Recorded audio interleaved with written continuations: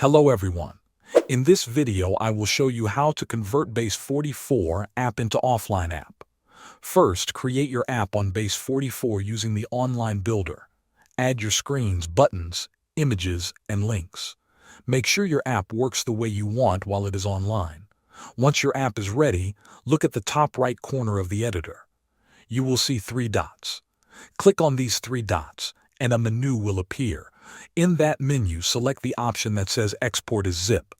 Keep in mind you will need a paid plan to access this feature. Once you click it, Base44 will generate a zip file containing your app's files and download it to your computer.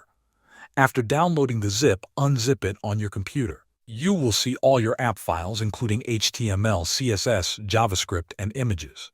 Open the project folder in VS Code. One important change is to add a service worker.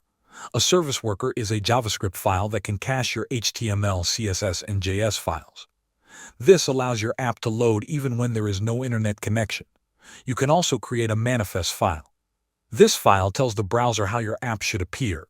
Finally, test your app by running it on a local server in VS Code.